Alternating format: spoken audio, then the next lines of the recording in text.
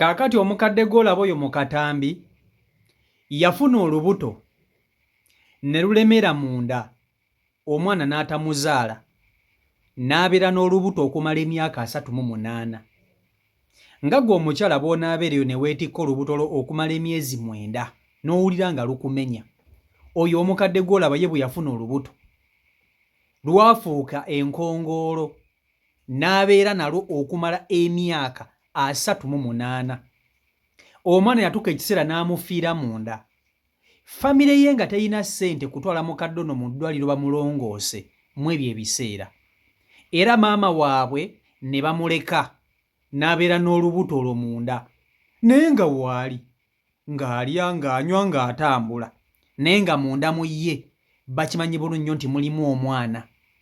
Omwaka gumu ne guyita, myaka 2 ne giyita, myaka 3 giweze 10, giweze 15, myaka 2, myaka 3 ng'omwana ali munda, mpaka bwe gyakona emyaka 38 ng'omwana oyo tavudde mu lubuto lwa mukadde ono.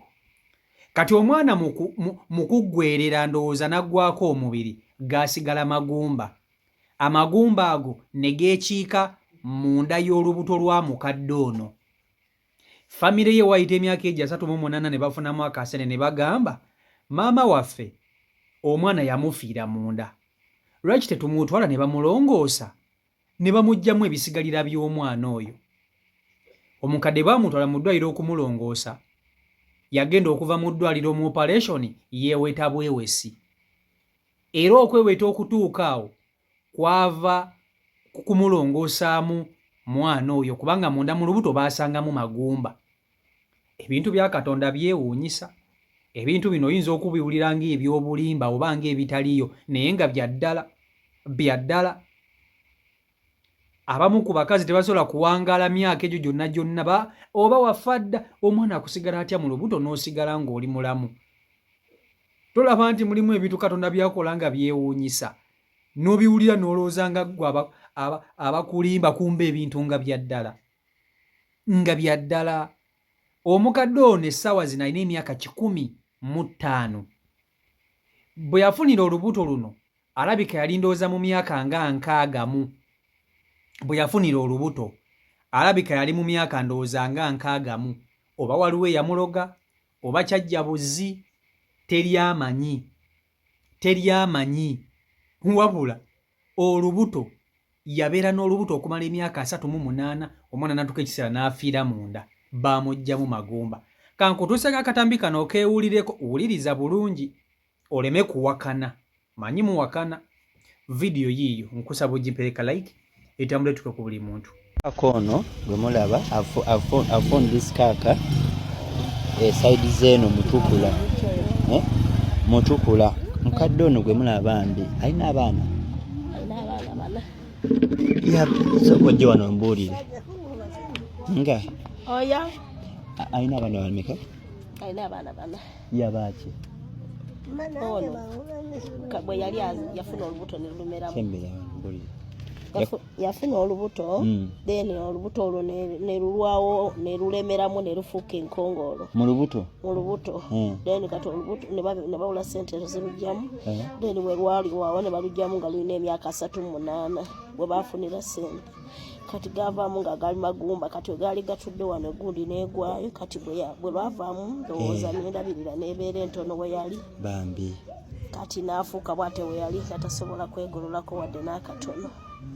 Amaze emyaka gyonna ng'ali bw'atyo? Kati amaze ali mu myaka nga 15 ng'ali bw'atyo. Oh, sorry. Jjajja alina emyaka emeka? 15. 105? 15. Kati wano bayitawo batya? Kyakatuuma. Katumba kati Kyakatuuma. Mutukula. Kiri mu kyotera? Kiri mu kyotera. Kati mutukula abantu wa tawuni kanzo. Okay. Kati ogenda kumpa ennamba yo? Obeera wano naye? Nza mulabirira. Gwamulabirira? Ate abaana be? Abaana be nti bonna yazaala omwana omu yafumbirwa ali Makaga then nze ndi wa mutabani we. Bawa labirira nazaala. Okay. So nazaalawo? Yeah. Okay. Naye alina obuyambi? Alina wadde. Talina. Alina obulwadde bulala bwonna? pozi kati okulyanga amagumba gano gamuluma ag'emikono amagumba gaba gamuluma naye nga no gegalinga mulwa naye bisigadde alina appetite alya anywa ndoza kyekimulekeddewo obulamu bwafuna ekyokulya kirya bwafuna amata mpozi kati nga ffe tutayina nte olumu tugula amata buli lunaku ebikopo 2 ku makya nanywa ebikopo 2 ne kawungezi nanywa 2 kyekimuleseewoko okubanga emmere ebekaluba nga talina manyi olumu aba tagisobola. So omuntu in case nga yagadde okuyamba asobola okumuyamba si kyekyo? Ayagala okumuyamba sobola. Okay, that is the lady. Bamuyitanya amanya ge? Cecilia Nyankubike. I think this lady I know mukadde yafuna olubuto nelunemera mu lumunda lwa myaka emyaka ameka? 38. Bagenda mukolako okumutereeza nga agafuuka amagumba. That's why teyegolola. But I know God will bless some people all away from Mutukula gye musangiriza ne ngamba maybe ayetaaga obuyambi but anyone can give us support. Thank you so much mama. Mukama amutukuumire. Kaakati omukadde mumuwulidde oyo abadde ayogera ebigambo ebyo ye muka mwana. Omukadde ono alina abaana abamu baagenda ne bafumbirwa tebaliwo waka. Kati mutabani wa mukadde n'awasa. Bwe yawasa mukyala we bawasa kumpi awo. Kati alabirira omukadde ono muka mwana we yamulabirira yamubeerako. Oyo gwe mulaba naye yaliko omuwala envuumuulo ku mirembe gye era naye ateeka okuba nga yatigumya ku basajja nga yatambuza ku basajja akannagi naye munnange ebintu bikola ki? Ebintu bikyuka. Oyo gwe mulaba yaliwo ku mulembe gwa Ssekabaka Muteesa nga y'omu ku bawala abagenda mu mazima kiraabu. Munnange buli mulembe gubaako n'abaakabi baagwo. Naye Mukama amuwangaazizza mpaka ku myaka 15 ng'ate alina n'obuzibu bw'okufiirwa omwana munda mu lubuto lwe. Bwe temulaba nti Katonda yeewuunyisa, alina ebintu by'akola ne bikwewuunyisa. Abakazi abasinga abaana abafiira munda n'omukazi n'afa. Naye gwe munange waliwo ebintu Katonda by'akola ne bikwewuunyisa n'ogamba Katonda olina obuyinza n'obusobozi. Omuntu oba atya n'omwana mu lubuto lwo okumala emyaka 38 nga towulira wakuluma, tekikumalaako mirembe, tovunda munda, tolwala, olaba ofuna bufunyibbwa n'owulira nga toteredde. Kati kankuwa ekyokulabirako, olaba oba n'omwana nga mulamu gino emyezi 9 gy'omukuumira, omwana nga mulamu bulungi nga talina buzibu, naye olubuto ng'olumu lukuluma, olumu omwana akusamba lukumalako emirembe, naye olwo omwana nga takyali muntu, ng'omwana n'atuuka ekiseera n'akufiira munda bannange. Omwana oyo bw'afa ajjukira avunda. Bannange ebintu ebimu byewuunyiza naye ng'ate bituufu. Nga bituufu ng'osobola okubiwulira n'olowooza nti munnange ebintu bino abo balimba naawe. Wuuyo omukadde bwe bamutwala okumulongoosa kwe kweweta, kubanga gali amagumba g'omwana galina engeri gye gali gatuddemu bwe gati. Kati bwe baagaggyaamu buli kimu kyonna omukadde ne yeeweta omugongo, ne yeeweta tasobola kutambula. Nga abakadde abasinga batambula nga bakutta omuggo, naye ng'omulaba kale atunudde mu bbanga, nayo n'atambula omutwe abula kugwa gubulako ona wansi. Tya Katonda bannange. Katonda yeewuunyisa ate ng'akola ebikulu. Yeewuunyisa ate ng'akola ebikulu. Nze nkubuulira omukyalo oyo asangibwa mu disitulikiti y'Ekyotere eyo era Akaayi gy'asangibwa omukadde ono gy'ali. Ebintu biri ku nsi nga byewuunyisa. Nze nkubuulira omwana teyeetikkika. Omukadde ono nze bwe mba mbala abalamu, kubanga kati soke tubalemu. Omukadde ono bw'abanga amaze n'olubuto emyaka 38 nga alulina munda, owulira, kubanga ajjukira bwe yalufuna omwana yakosebwa ndowooza munda.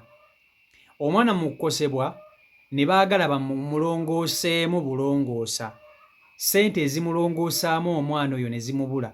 Ate ko kuba ndowooza mu egyo emyaka yali tasobola kusindika mwana ne bamulongoosaamu ne batamumulongoosaamu omwana ne bamumulekamu.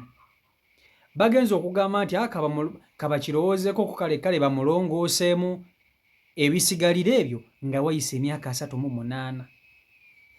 Emyaka 38 ozannya n'okuzannya.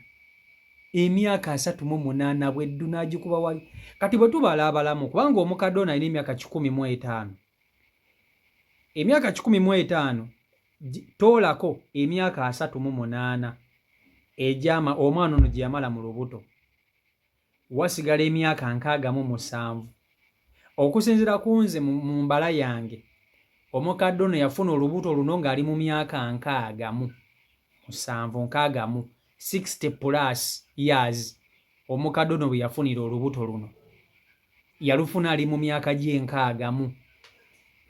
Nenga jjukira abakadde emyaka egyo baba batukadde ne mu menopause. Mulimu munnange abakadde abafuna abaana, oli n'afuna olubuto nga mukadde nenga ali mu myaka 7. Mwalaba waneeno jjajja nga mukazi mukulu yazaala abalongo nenga wa myaka 7. N'azaala abalongo. Yali yakoma dde okuzaala nga yakoma ku mwana omu. Okitegeera nga yakoma ku mwana omu. Kakati bwe yafuna omukisa laba ate Mukama ate bwamuwa abalongo. Ate munnange Mukama Katonda wa buyinza, omukyalo oyo eyazaala abaana ku myaka 7 tebaamusala. Yazaala bulungi nnyo nga talina yadde n'obuzibu bonna obumusumbuwa. Okitegeera ekintu ekyo? So n'olwekyo Katonda ono wa buyinza. Munnange ebintu bino tobiwulira n'ogamba nti ebintu bino bibaayo abantu bati gye bali. Osobola ogamba n'omwana namufiira munda n'asigala ng'atambula niye n'atafuna buzibu. Katonda yabikola. Basobola okubuulira ekintu nga mu butuufu osobola okukiyita eky'obulimba, nga ggwe ng'osobola okukiyita eky'obulimba, naye bwe weetuukirako n'okituukako n'ogamba mazima bano tebalimba. So Katonda tumutye, Katonda tumutiire nno ddala. Oba okitegeera ekintu ekyo? So n'olwekyo byebyo ebiri ku sayidi eyo. CEO Michael Uganda ye YouTube channel kwoli. Mwebale nnyo kuba nti ate mugoberera, mwebale ku subscribinga, mwebale ku likinga, ku followinga na commentinga. Mbaagala nnyo nga gye nkomezza. Ate n'abakutoyo kukona mu kapesa ka subscribe malako na mukade akade kaje mpersonalize okateke mu olonti weetekayo video gwoba osooka okugiraba ejja straight wali eri 1 ku notification yo. So mbaagala nnyo. Omukama Katonda abankuumire. Mubere bulungi, mweraba. Peace and love.